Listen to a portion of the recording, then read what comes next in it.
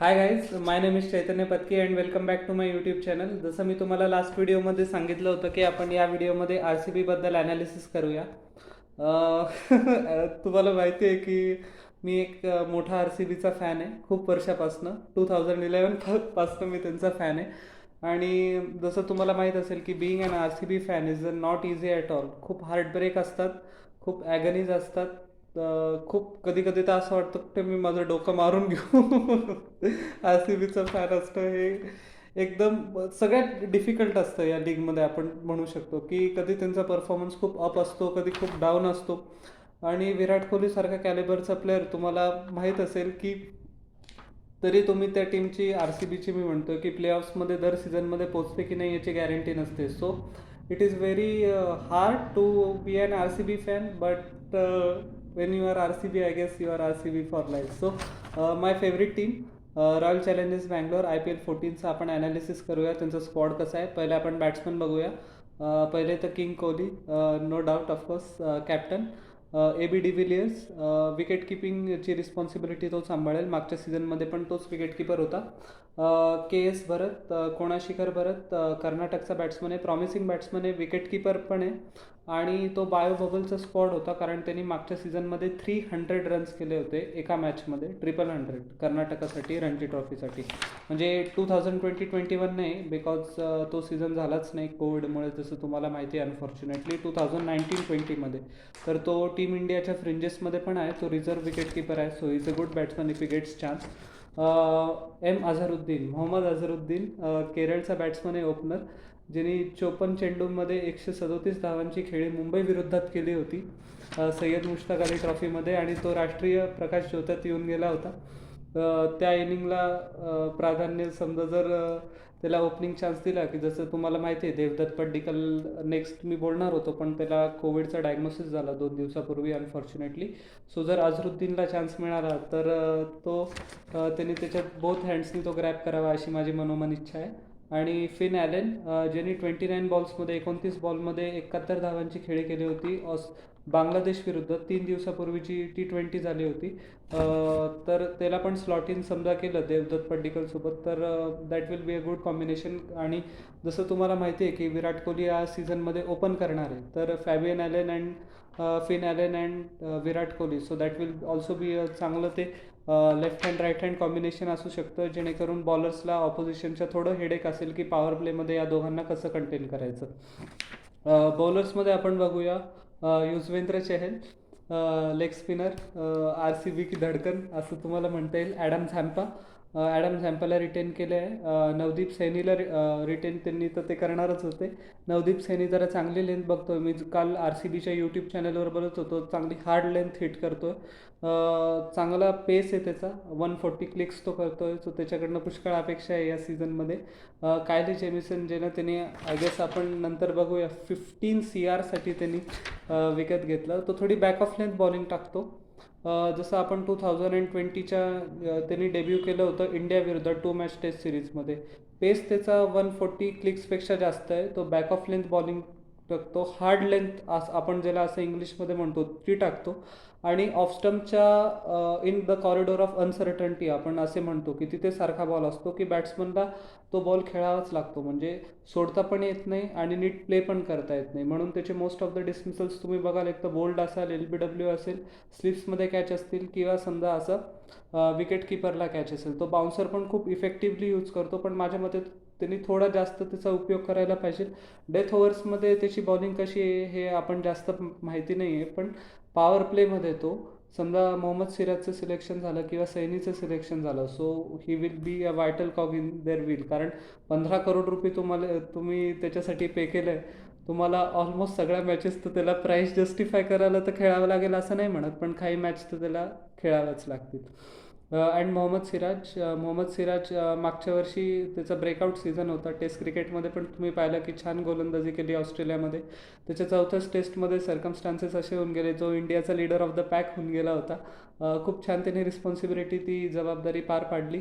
आणि in Swingers त्याचे खूप छान असतात. तो बाहेरचा बॉल पण टाकू शकतो आणि हार्ड टेस्ट मॅच लेंथ कधी कधी आपण खूप अंडररेट करतो T20मध्ये. फक्त माझं नेहमीसारखंच आता RCBचं असं म्हणता येईल की हे रडणं असतं की डेथ बॉलिंग RCBची कशी. तर death bowling issue sort out करायला त्यांनी कायल जेमिसन आणि मोहम्मद सिराज कधी कधी death bowling so sorry, beg your pardon. तुम्हाला माहिती आहे की थोडी तब्येत बरी नाही माझी, सॉरी फॉर दॅट. मोहम्मद सिराजला डेथ ओव्हर्समध्ये कधी कधी खूप मार पडलेला आहे, पण त्यांनी मागच्या सीझनमध्ये इम्प्रूव्हमेंट केली. So I guess fingers are crossed की RCB डेथ बॉलिंगचं रेकॉर्ड सुधरेल, कारण पुष्कळ मॅचेस असं आपण म्हणतो की RCBची बॅटिंग खूप छान आहे पण बॉलिंगमुळे त्यांचा प्रॉब्लेम होऊन जातो. आपण बघूया आता नेक्स्ट लिस्ट आहे allrounders. Dan Christian, I think that was a surprise buy, पण त्यांनी BBLमध्ये छान गोलंदाजी केली होती डेथ ओव्हर्समध्ये आणि बॅटिंग पण तो एक चांगला पॉवर हिटर आहे. Still at the age of 37 त्याच्यात हंगर आहे, भूक आहे, म्हणून RCBने त्याला घेतलं असावं. त्याची प्राईस आपण बघूयाच नंतर काय आहे ती.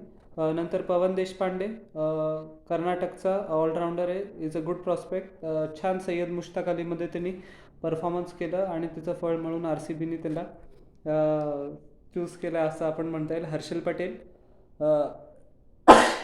सॉरी वन्स अगेन, हर्षल पटेलला DCने रिलीज केलं आणि RCBने हर्षल बॉट केलं. हर्षल पटेल तुम्हाला माहिती आहे लस्टी ब्लोज मारू शकतो डेथ ओव्हर्समध्ये, स्विंग चांगला करतो, शेप चांगला करतो, पण त्याचा प्रॉब्लेम फक्त असाच आहे की तो समजा एकदा एक्सपेन्सिव्ह झाला की खूप एक्सपेन्सिव्ह होतो आणि समजा छान बॉलिंग केली तर तो इकॉनॉमिकल पण असतो आणि विकेट टेकिंग बॉलर तर तो आहेच. हरियाणासाठी खूप वर्ष त्यांनी रणजी ट्रॉफीमध्ये चांगला परफॉर्मन्स केला आहे.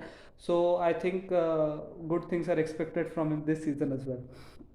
ग्लेन मॅक्सवेल, आता ग्लेन मॅक्सवेलचं नाव ऐकलं की मला ती स्कॅम 1992ची ट्यून आठवते की किती पण अंडर परफॉर्म केलं तरी दर याला त्याचं चांगलं सीझन त्याला 14 करोड, 12 करोड, 10 करोड असे प्राईज मिळत जाते.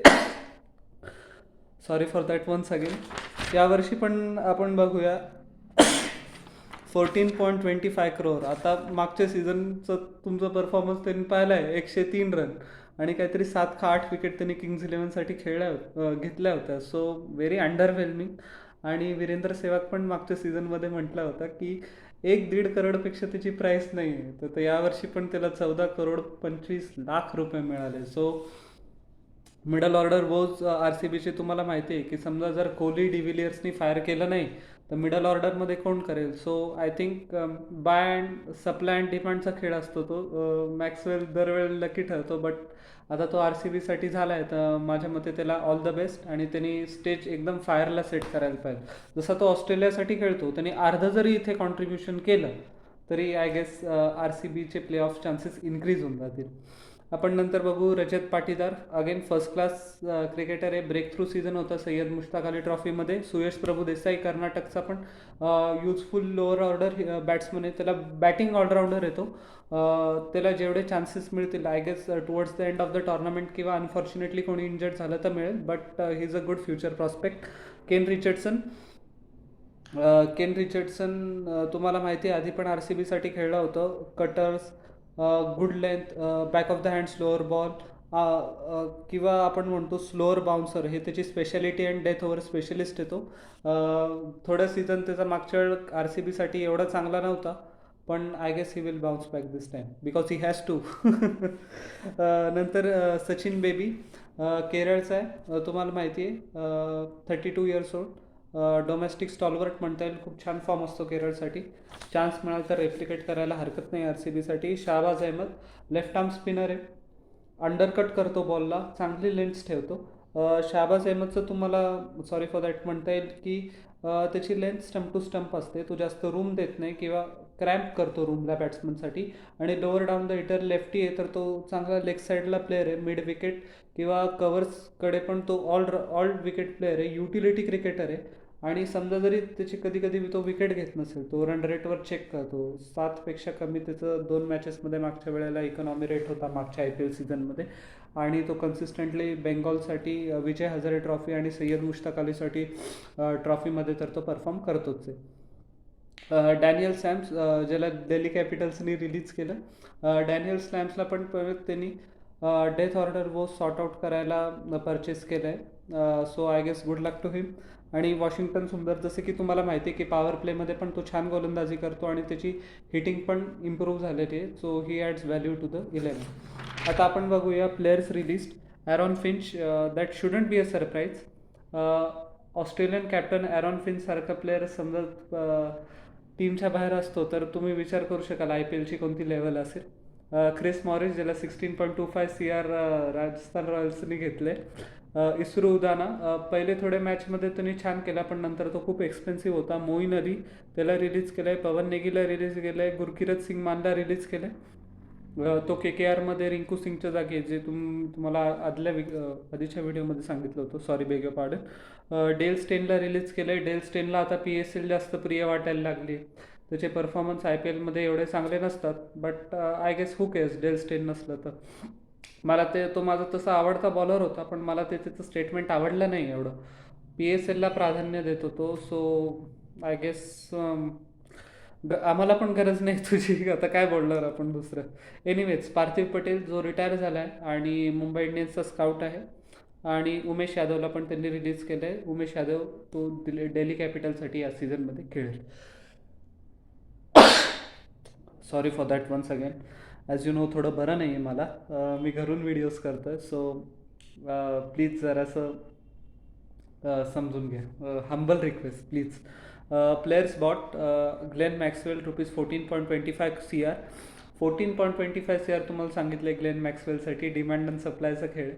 पॉवर प्लेमध्ये थोडे ओव्हर्स करणं एक्सपेक्टेड आहे आणि lower down the order lusty hitting पण थोडीशी एक्सपेक्टेड आहे. कायली जेमिसन ₹15 crore, तुम्हाला मी त्याची स्पेशालिटी आधीच सांगितली आहे व्हिडिओमध्ये. Dan Christian ₹4.8 crore.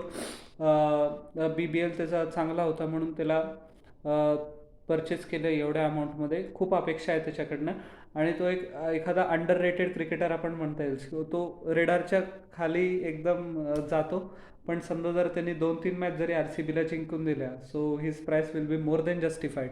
KS Bharat 20 lakh, Suyash Prabhudessai 20 lakh, Sachin Baby 20 lakh, Rajat Patidar 20 lakh and Mohammed Azharuddeen 20 lakh. So I guess यांना समजा जर चान्स मिळाला तर तो later half of the tournament मिळेल. बट आय गेस मोहम्मद अझरुद्दीनला चान्स मिळाला पाहिजे. त्यांनी फिन ॲलन ऐवजी किंवा आता ते एक माईक हेसन आणि सायमन कॅटिससाठी एक तो कॉन्ट्रन असेल की या दोघांपैकी कोणाला विराटसोबत पार्टनरशिप करावी. मोहम्मद अझरुद्दीन समजा मिडल ऑर्डरमध्ये त्याला चान्स कुठे मिळाला तर आय गेस, बट माझ्या मते फिन ॲलनलाच करायला पाहिजे कारण त्याचा करंट फॉर्म चांगला आहे. सो ऑल इन ऑल जर RCBचं आता सगळं स्टार्टवर असतं प्ले ऑफ चान्सेस ॲनालाइज करायला गेले. समजा जर पहिल्या 5-6 मॅचेसमध्ये त्यांनी 4 मॅचेस जरी जिंकल्या तरी त्यांचे प्रॉस्पेक्ट्स चांगले असतील क्वालिफाय व्हायचे. मला पर्सनली असं वाटतं की ते 4th पोझिशन करू शकतात.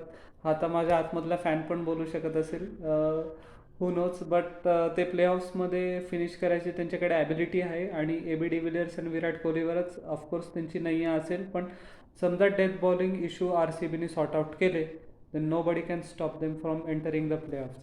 So please like, share and subscribe my YouTube channel. कसं वाटले माझे ॲनालिसिस कॉमेंट सेक्शनमध्ये सांगा. जसं तुम्हाला मी परत सांगतो, मी यूट्यूबवर नवा आहे. काय चुका होत असतील माझ्या तर प्लीज तुम्ही मेन्शन करा. तुमचा फीडबॅक मी एकदम नीट वाचतो, मनाने वाचतो. So please once again like, share and subscribe my YouTube channel आणि आपण इंग्लिश ॲनालिसिसमध्ये भेटूया नेक्स्ट. थँक्यू.